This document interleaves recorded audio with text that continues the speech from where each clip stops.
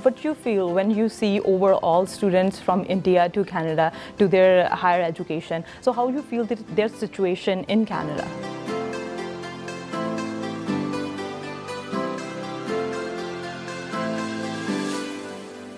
Nobody was prepared for the COVID, and how you tackled that situation because you were new to Canada as well.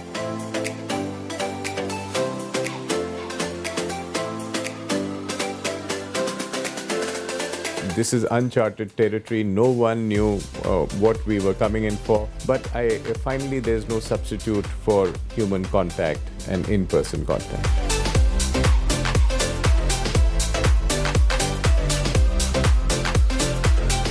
Your experience with Canada is only a year. So how you feel difference in other countries and Canada?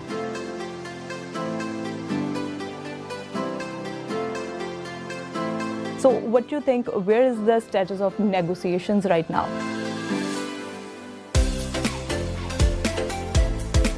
How responsible you feel to take that responsibility?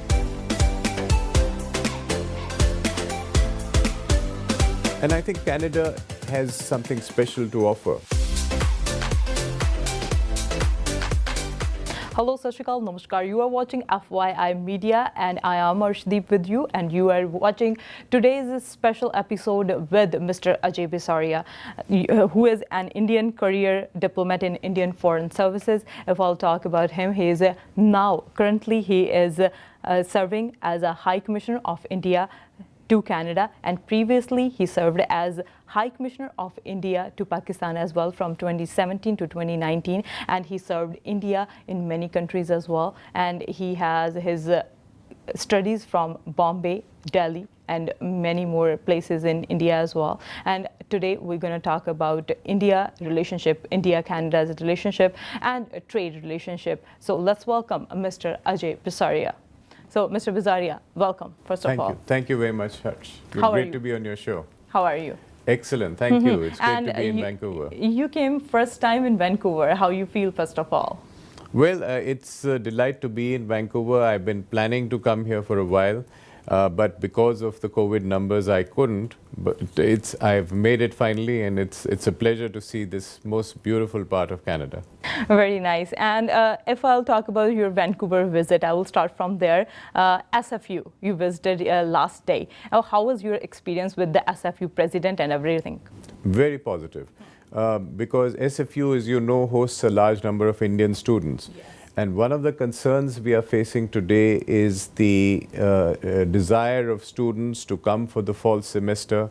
And after all these semesters of online learning, people are very keen, the students are keen to come and do some in-person learning. So we were delighted, and we are working with SFU to be able to facilitate this movement of students. For this, we need multiple things like mobility, air mobility, and also for the university to be flexible.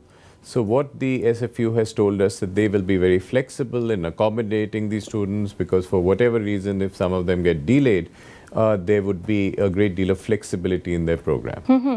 And what you feel when you see overall students from India to Canada to their higher education? So how you feel their situation in Canada? Well, it's obviously very good, because these students are coming in very large numbers, 230,000 Indian students in Canada today, which means it's the largest number of students India sends to any other part of the world, or to any part of the world. And also it's the largest cohort of foreign students that Canada receives. So obviously there's something good about what they're seeing in Canada and what Canada is offering. So it's a win-win, because these students love to get this education, and for Canada it's a huge source of revenue and being able to populate universities with a large number of students. That's true. And if we'll talk about your personal experience when you were coming here in March 1st, 2020, and COVID happened. Nobody was prepared for the COVID, and how you tackled that situation because you were new to Canada as well. Well, you know, it was a very interesting experience. This is uncharted territory. No one knew what we were coming in for. So as I say, I came just in time to be locked down in Ottawa. But the plus of this experience has been that we were creative and we could do a great deal of virtual diplomacy. So a lot of conversations had to be had, relationships had to be struck online. And this is always a challenge in diplomacy where you want to shake a hand and see the person's look in the eye. But often you did not have that advantage. But the plus side was that we could have a large number of meetings with a large number of people who were suddenly available in different parts of Canada without traveling. So I think we've tried to be creative, but finally there's no substitute for human contact and in-person contact. And COVID teaches us many things, and now everything is going back to normal, everything is on track. But if I'll talk about you, you were High Commissioner of India in Pakistan as well from 17 to 19, and then now to Canada. I'm not going to talk about your history, because if I'll talk about the history, so I need probably a day or more. But if I'll talk about the experience with other countries, and now to Canada, and it's your experience with Canada is only a year. So how you feel difference in other countries and Canada? Well, I feel privileged to have represented India in multiple countries and have multiple friends and friendships and conversations, and have had the ability to build bridges between those countries and India. And I think Canada has something special to offer, because the people are polite, they are very professional, and they love India. So I think these are huge advantages to start with, even apart from the fact that Canada's energy, a large part of Canada's energy derives from the Indo-Canadian population of 1.6 billion. And they give a special X factor in this relationship. So it's a pleasure working here and working with a large number of diverse people. If we'll talk about India, India is like largest country by population, if we can say, and Canada is largest country due to geographical area, right? So your experience, share some like good experiences, like any situation you want to share with us. Well, you know, we often say about India and Canada, we are the world's two largest democracies, one by population, the other by area. And we have a great deal in common. There have been many positive experiences in Canada. And one of the positive experiences certainly was our coordination during the pandemic. And this was right from the beginning of the pandemic. We had India sending last year as the pharmacy of the world drugs which were needed by Canada, which was paracetamol and hydroxychloroquine. And subsequently, when Canada, the Canadian Prime Minister, Mr. Trudeau, called up Prime Minister Modi this year in February and said we need vaccines, those vaccines came from India within 3 weeks, 500,000 doses of them. The first shipment. Yes. And then when India went through a brutal second wave, Canada stepped up to assist. There were oxygen plants and various equipment that was sent by Canada to India. So we watched each other's back during this pandemic. And the recent very positive news has been an Indo-Canadian vaccine. So there's a company based in Alberta which is manufacturing a vaccine in Hyderabad in India, which is the vaccine capital of the world. And this vaccine has already gone through third stage trials, and this is going to be a vaccine that will be available to India, Canada, and to the world. So these are all very positive developments in the recent past. For the vaccine shipments, as you said, there was a different experience. But what kind of help you got from both countries? Well, both countries have stepped up and realized that we're all in it together, and have been helping each other. And Canada and India are part of the effort to help the world through the pandemic, because both of us are part of COVAXIN, which is a global effort to provide vaccines to everyone on the planet, and particularly those countries that don't manufacture it and are developing countries. So we are coordinating closely. Any difficulty you face Well, not really. I would say that we coordinate, we cooperate. When we have a complex cooperation going on, there will always be hiccups, and but the art of diplomacy is to address those hiccups and find solutions. India and Canada, they both are widening their relationships, their partnership in everything. So how you see the bilateral relationships in both countries? Well, you know, the headline of the India-Canada strategic partnership, we declared a strategic partnership when Prime Minister Modi visited Canada in 2015. And since then, the headline of that relationship has been the huge economic partnership that has developed. So Canadian funds and investment firms, which had an investment of just about $5 billion in 2014, are today investing $60 billion plus in India. We have an exchange of over $100 billion in terms of, if you add trade and investment and remittances and everything else. So I think it's a very positive direction in the economic partnership. And a large part of it is driven by the people-to-people relations, which is thanks to the large number of Indian heritage people like yourself who've settled in Canada. True, and you now said that there is a trade business between both countries. In your sense, if I will say, so how the trade business doing in both countries, like in India and in Canada? Well, it's going very positively, and we are finding newer and newer areas of collaboration. For instance, one of the areas now which represents the future is startups. Both countries have excellent startup ecosystems, some of the best in the world. And this is where the creativity and the young companies are coming and creating value. So as I mentioned, the Indo-Canadian vaccine is one such startup. But there are many others in frontier areas of technology like artificial intelligence, data, in digital technologies, and so on. So I think we are moving towards a very promising future of the partnership as India's economy grows at a very high pace. I think Canada will be a very important partner. As you said, like everybody is growing now because after pandemic, nobody was in such situation, and now they're back to track, or they're going back to track in like few months or maybe next year, everything will be boomed. But if I'll talk about Canada and India, comprehensive economic partnership agreement, which is from, I think, last decade. So what do you think, where is the status of negotiations right now? Well, we are at a sweet spot, at a promising place. As you said, this has been something we've been talking about for a decade. Yes.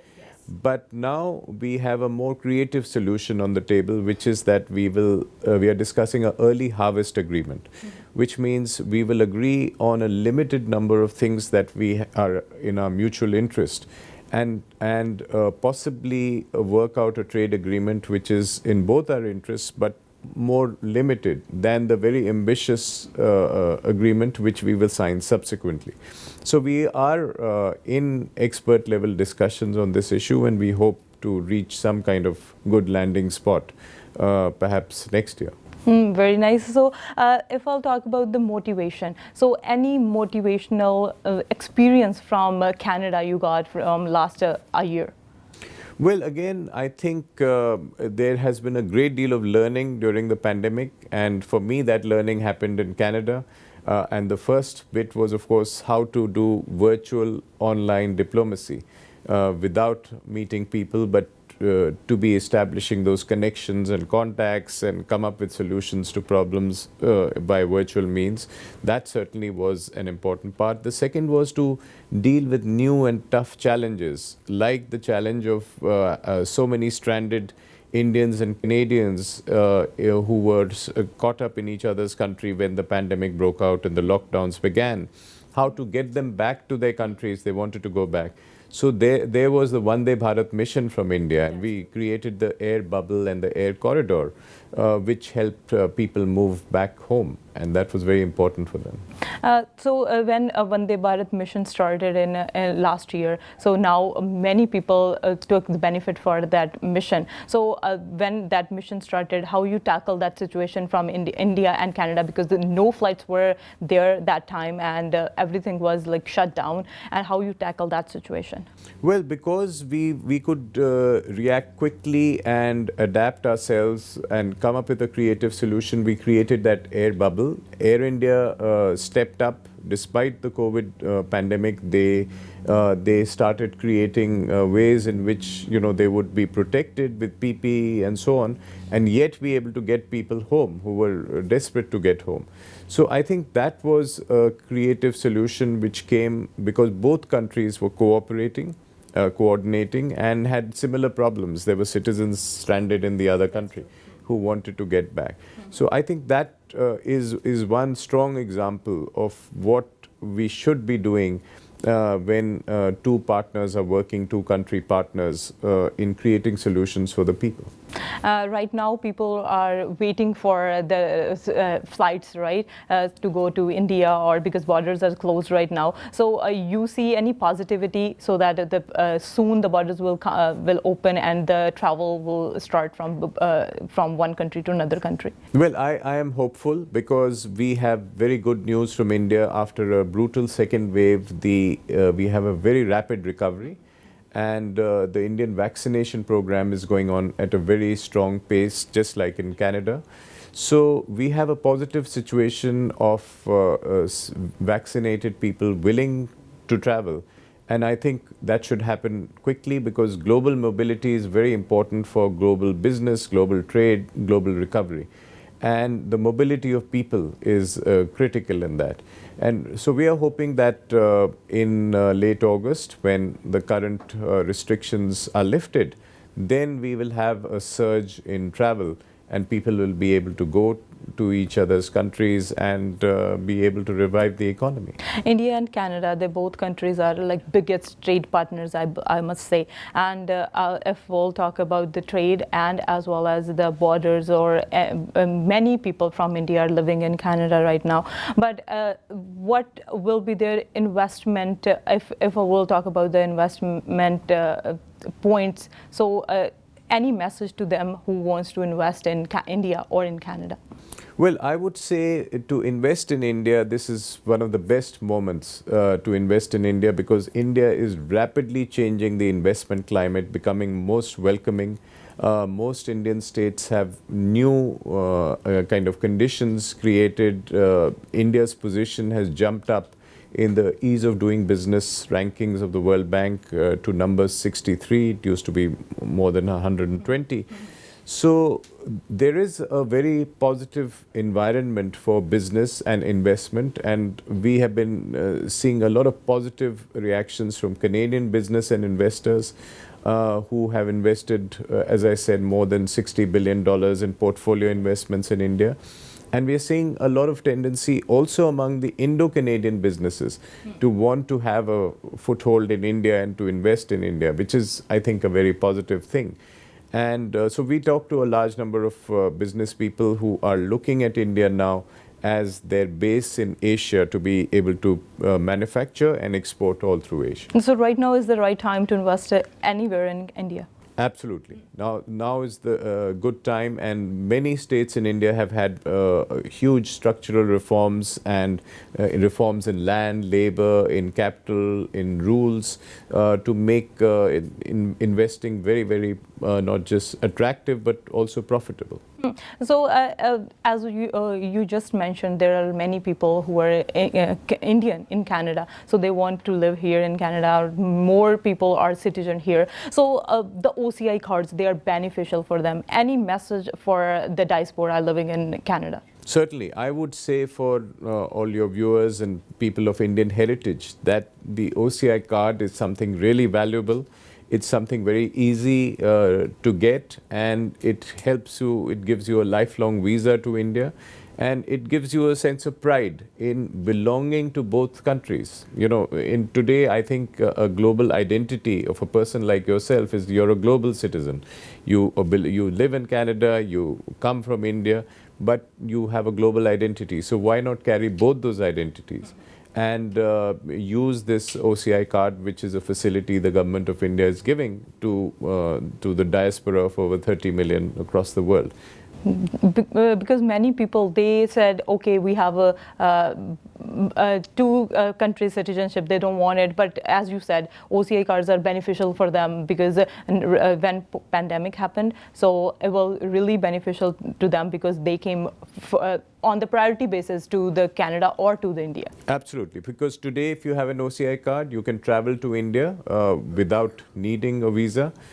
If you have a Canadian citizenship, you would need to get either an emergency visa or a business visa to travel, because tourist visas are not allowed at this point of time. So it's a definite advantage to anyone with an OCI card who would like to visit India, particularly in an emergency or at short notice. So I would advocate certainly that people of Indian heritage should get their OCI cards. This gives them multiple advantages, including that of travel. Mr. Basaria, if I'll talk about you personally, so you have experience with many countries, many countries, every part of country, and represent India. How are you proud to represent India, first of all? Well, it's certainly a matter of great pride to represent India and a growing India of the 21st century, changing India, an economically resurgent India. So it's been a privilege and a matter of pride to be able to talk to people in different countries, to represent India, and to particularly to work on the economic side of advocating India as a destination for investment and a place to do business. And also, I think people across the world want similar things. The aspirations are the same. They want peace, they want prosperity.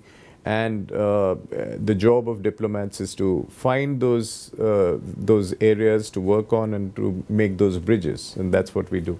As you see India growing from many years, like if I'll start from 1987, because when you start doing representing India, and then now we are here in 2021, how many changes you see in India's economy or the trade partnership with each and every country, not with Canada, but different countries? Well, you know, India's journey is going to be 75 years of independence now, and I'm fortunate to have worked for at least 3 decades of this journey. And when I started service, India was a different country, but in 1991 we had transformational reforms of the economy. And from the 90s, India started changing dramatically. There was incremental reform.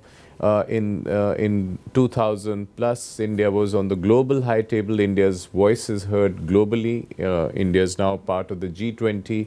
So India is part of multiple conversations globally. It is a United Nations Security Council non-permanent member also currently. So I think it's been a matter of pride to see India's evolution and this journey and its voice for positive change in the world. Everybody needs positivity right now, and especially in the COVID times, and everybody is getting their vaccines and stuff. But I must say, ask one question. So whenever I see your any I can say statement or anything, I see those books in your hand that represent India. I will have the names. It's India's Wild Wonders and the Momentum India book. So I wanted to know about those books. Well, you know, it's when we meet dignitaries in Canada and we want to share with them a gift and a token gift. And there are these wonderful productions of books, one on the wildlife of India, the other one you mentioned is on the monuments of India. And these are something we are proud of. This is part of India's civilization, and we like to share these coffee table books with our friends and partners. And they, as I said, in Canada, they love India. So it also encourages them to think of traveling to India, because incredible India is a great destination in all its myriad, colors and diversity. So I think it also encourages people to think about going to India once they see these books. When I'm talking to you, so it feels like I am in India, and I'm talking about India, and talking about India's diversity, and talking about India's economy, talking about how India is growing right now. But if I'll talk about you, your personal experiences from last many years, so any encouraging message, any message you want to give to the youth, or anything you want to give to the people who are living in Canada right now? Well, I would say we are going through a very tough period in the life of our planet, but also a period which is very interesting. It's a time of great disruption, and I think this whole century has been a period of disruption, and particularly for younger people.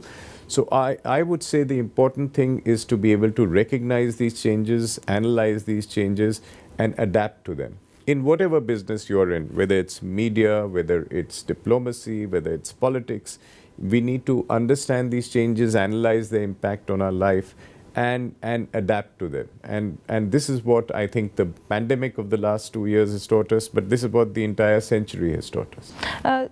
When it's the thing about the relations of two countries, so how difficult you find it to manage those relationships?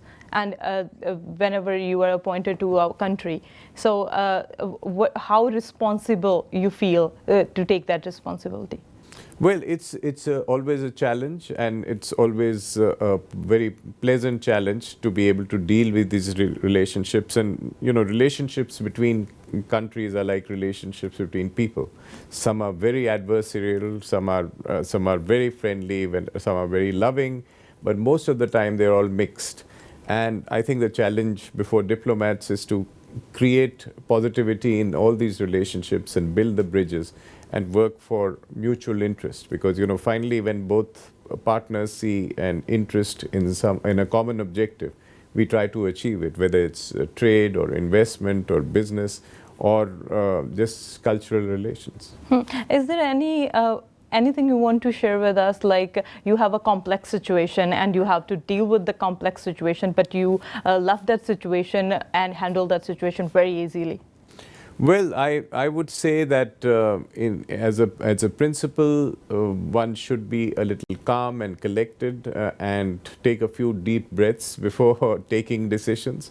And I think that is very important in diplomacy. We shouldn't lose our sense of centeredness, and be able to deal with complex situations with analysis and calm. So I think that is my guiding principle, whether in personal or in professional or relationships, or even when we talk of relationships between countries. When it's your first visit here in Vancouver, and you were from Ottawa, because there are like two persons who are consulate general here in Vancouver and one in Toronto. So how you maintain that relationship with them as well? Well, through the pandemic, online, virtually all the time, but of course we consult very closely. So we have the High Commission of India based in Ottawa, and we have a Consulate General in Vancouver and in Toronto, and we have Mr. Manish here, who's a very competent Consul General here, and in Toronto we have another Consul General. So we coordinate closely and work together in these objectives. So in Ottawa we deal with federal issues, and in Vancouver and Toronto we would deal with issues related to the province and the people more specifically. After pandemic, now everything, as I said, going back to normal, what you want to see here in Canada, again, for Canada and India as a relationship, I must say, what things you want to do in coming years or months? Well, we are hoping for rapid normalcy and rapid normal mobility between India and Canada. We are hoping that students who come here have a normal experience, an in-person experience, and that normal flights resume. We are also hoping that the economic partnership between the two countries goes to the next level. That is to mutual advantage. We hope that we are able to achieve a trade agreement and that the investment of Canadian companies in India grows, and that is what we hope happens. The reverse is also happening. A large number of Indian companies are coming to Canada, particularly in IT and pharmaceuticals, and setting up base, because Canada is a very attractive country, not just to do business in, but also live in. So Indian companies are coming. So I think this is a win-win for both countries, and we hope we move in that positive direction. Very nice. And at the end, any message you want to share with the audiences? Well, thank you very much for having me. And as I said, one issue which we talk about is it's a great idea to get an OCI card if you're a person of Indian heritage. And also that we will have consular camps very soon in multiple locations, which our consulate in Vancouver will arrange, so that we, for the convenience of all our friends based here. And that I think we will continue to grow this partnership. And to the Indo-Canadian community, I can say that we are extremely proud of you. We are very proud of what you have achieved in politics, in business, in culture, in arts, in science in Canada. So keep your Canadian identity, but please don't forget your Indian roots, and please keep building those bridges, because this community and your community of Indo-Canadians is really the true ambassadors of India in Canada, because they are in every little district, in every little area, in places where we as diplomats cannot reach. So we rely on Indo-Canadians as our partners in this enterprise. So that you said really well, don't forget your roots. And if you, any part of country, if whether you are in Canada or you are in any other country, be with your roots, right? And thank you very much. You talked with us, and you share much more information with us. Thank you so much. Thank you. Thank you for having me, actually. So today we talked with Mr. Bisaria, and we got more information about India, India's issues, India's trade, and we are looking forward to a good and strong relation with India and Canada for years and years and years. And keep watching FYI Media, and we will provide you more and more information. Thank you so much.